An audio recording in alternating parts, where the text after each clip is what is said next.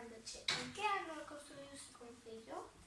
Bueno, este edificio, que xa é o segundo ou terceiro concello que tivo Moaña, pois construíuse no ano, inaugurouse no ano 2003. A súa construcción foi anterior, pero cando se acabou foi no 2003. Estamos estudando a poboación. Sabes cuánta poboación hai en Moaña?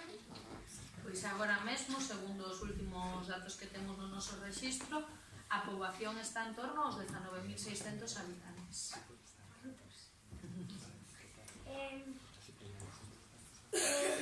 Tamén hai moita xente a facer propostas.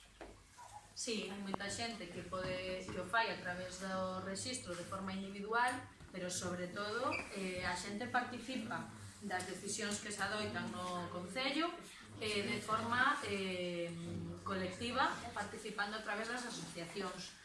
De feito, hai cousas como o voso camiño escolar seguro no entorno do CEIP de Tirán, que foi unha cuestión que se priorizou no Consello Veciñal de Tirán, non?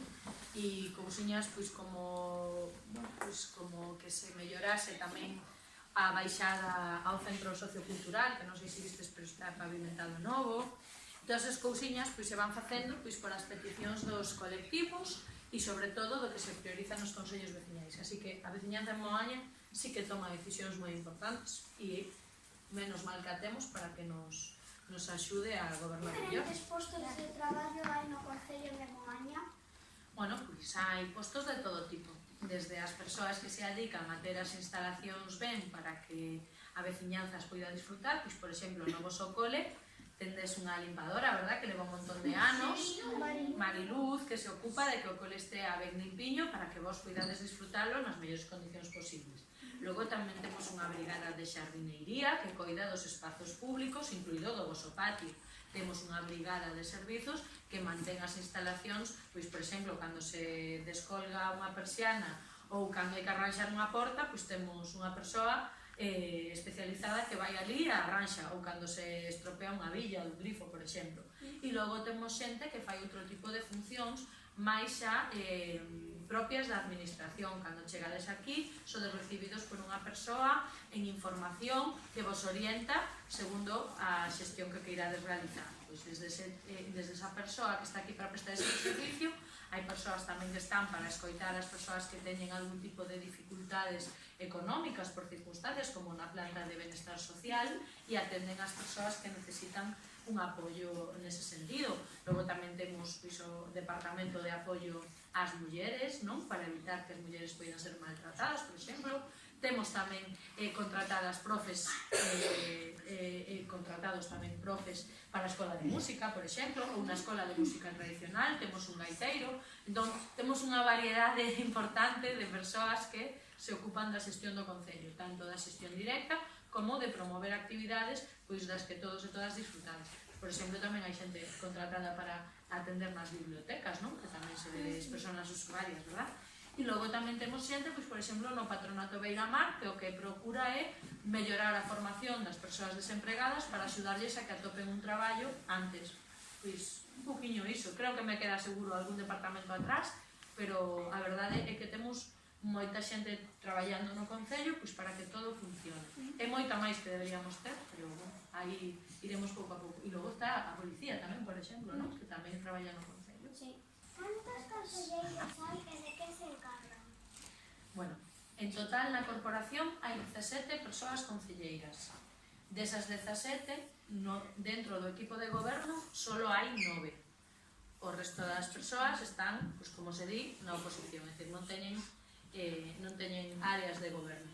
E logo, dentro das 9 persoas que prestan, que están en funcións de goberno, se reparten as diferentes áreas. Así ben, hai unha área que é a de ensino, normalización e facenda, unha concellería que leva a Aldán Santa Marina, que é o que vos conduciu nesta visita hoxe.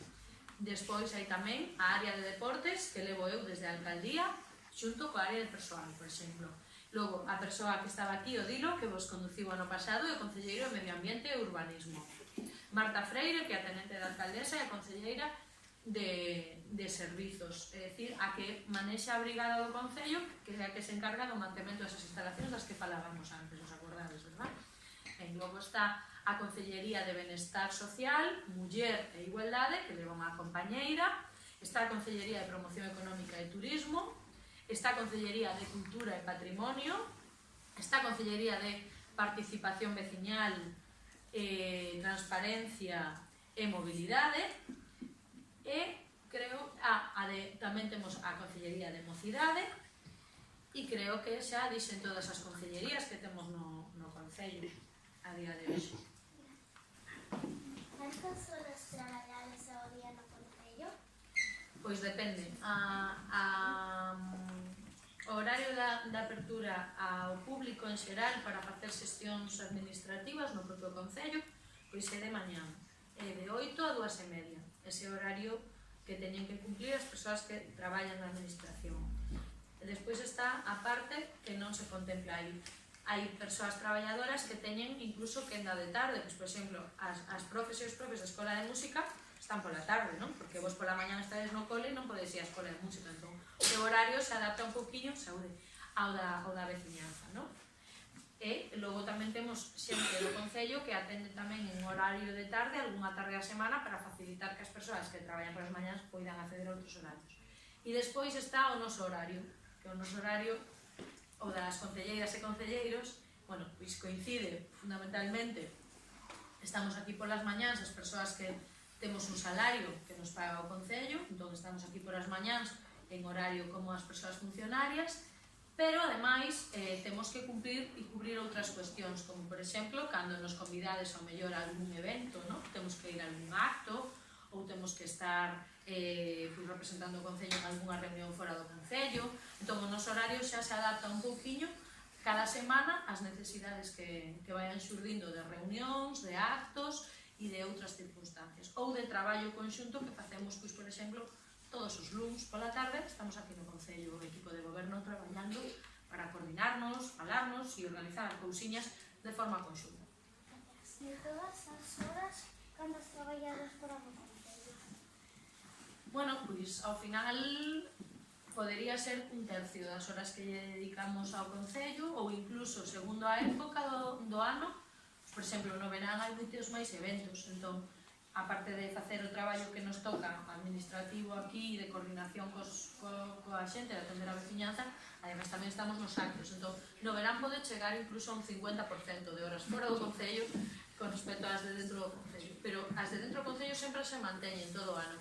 As que poden variar en función da carga de actos que se vayan programando, non? Agora, por exemplo, no Nadal volve a haber pois moitos actos, non? Que organizamos e nos que adoitamos estar sempre unha representación importante do goberno, non?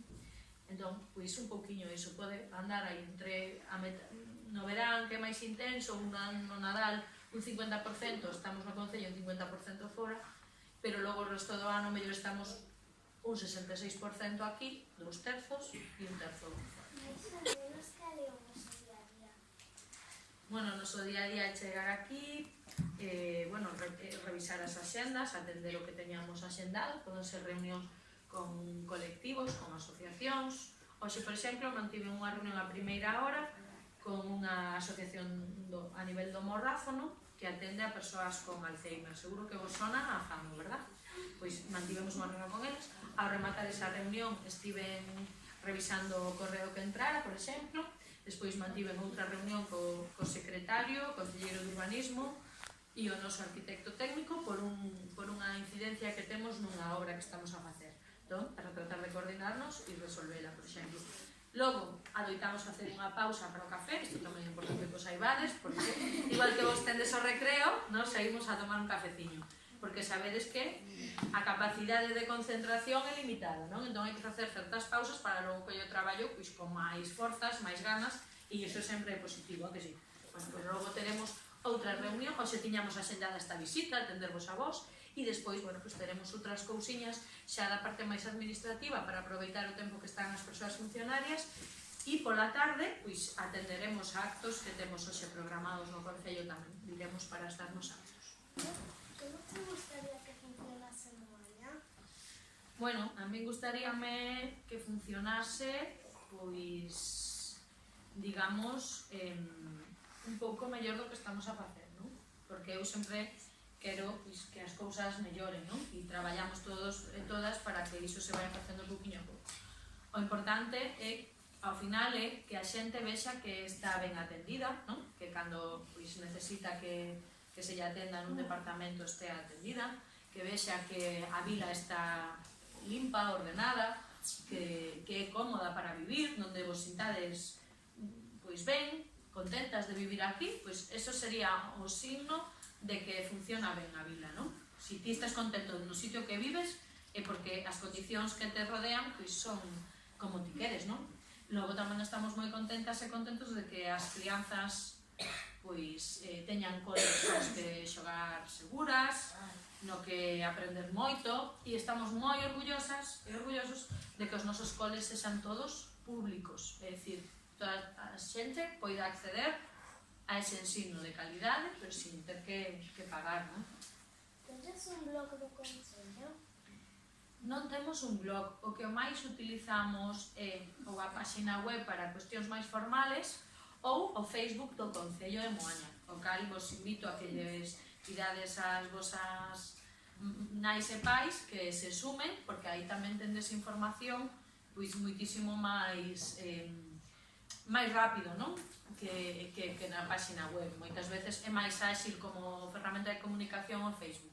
Si ben, temos outras páxinas que dependen tamén do Concello, que igual coñecedes, como a dos Rechouchíos, que dinamiza aí Aldán. Vamos facer esa hora? Pois normalmente facemos un ao mes, salvo no mes de agosto, que é un mes que se deixa un pouco pois, para que se poida tomar algunhas vacacións, digamos, non? Entón, facemos 11 plenos ordinarios ao ano e ás veces, por circunstancias, hai que convocar algún extraordinario. Por exemplo, sabes cando hai que convocar extraordinario sí ou sí? Non? Cando ven un proceso de eleccións, porque nese pleno extraordinario temos que votar a composición das mesas e aprobar o censo electoral, vale? Que nos envían. Entón, cada vez que hai eleccións, hai que organizar un pleno extraordinario, por exemplo, no que asistimos un momento, é un pleno bastante rápido e se fai un sorteo. E entón é cando se sortea quen lle toca presidir a mesa electoral, ou ir de vocal, ou esas cousiñas. Por exemplo, se organizan plenos extraordinarios, pois cando é necesario e cando, bueno, se cumplen os requisitos para que algún grupo que se solicite teñen que cumplirse unha serie de requisitos por un regulamento. Pero, bueno, normalmente hai 11 plenos ao ano, seguros, e logo pode haber algún máis. Tiveches que votar en un pleno? Sí.